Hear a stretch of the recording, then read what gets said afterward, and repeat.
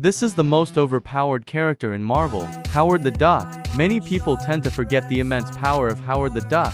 This is the duck that can surpass power of the Beyonder and even the One Above All. But he chooses to never use his full power and prefers to play the role of an observer. He could easily destroy all of Marvel, and even DC multiverses if he wanted to. Exact origin of Howard the Duck is shrouded in mystery, and the exact limits of his vast power is still unknown. But Marvel fans believe him to be boundless and literally undefeatable. Marvel has already told us who is gonna die at the end of Guardians of the Galaxy 3. All you need to do is look at the logos. The logo for Guardian 1 has a hard dark brown exterior with a softer lighter brown interior. You know what else is brown on the outside and light brown on the inside? Groot. A hard outer brown bark with light brown wood in the middle. Remind me again, who died at the end of Guardians 1? Oh yeah, it was Groot. Now look at the logo for Volume 2. It's blue and red, just like another new member of the Guardians team in this movie, Yondu. Blue skin, red fin. And who died in that one? Yondu. What does this tell us about Volume 3? Well, there are actually two logos. The original one was gray and textured, just like Drax with his gray skin and tattoos. The other is lighter brown with black letters, just like Rocket's brown fur and black stripes. Dave Bautista has said on record that he is done playing Drax. Meanwhile, the villain of this new movie is the High Evolutionary, the dude who outright made Rocket. Sorry to be the bearer of bad news, but Drax and Rocket are totally gonna bite it at the end of this new movie.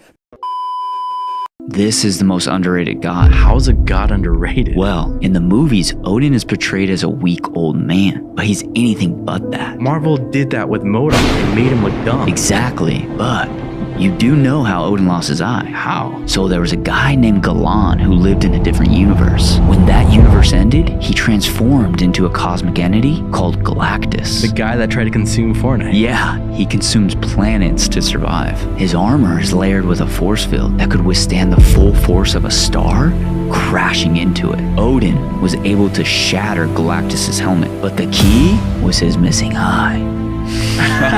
Arg.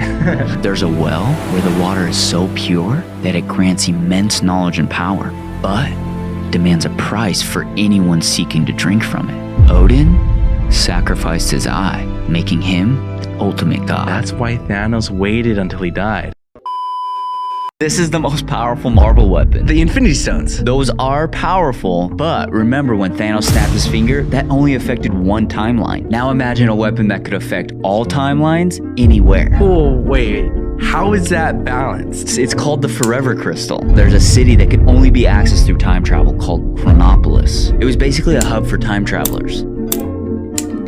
At the center, there was an artifact called the Heart of Forever, but a time traveler took it and used its power to create the Forever Crystal. There is a theory that Kang will use the Forever Crystal in his multiverse time engine.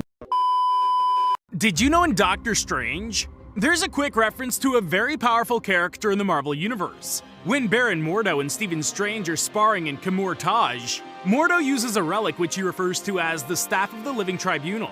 In the original Marvel comics, the Living Tribunal happens to be a powerful cosmic entity, one of the most powerful actually. His physiology consists of 3 conjoined heads that cover over a golden body with no neck intact. His mission tends to be to keep the multiverse in balance, judging cases of the first category in the cosmic order.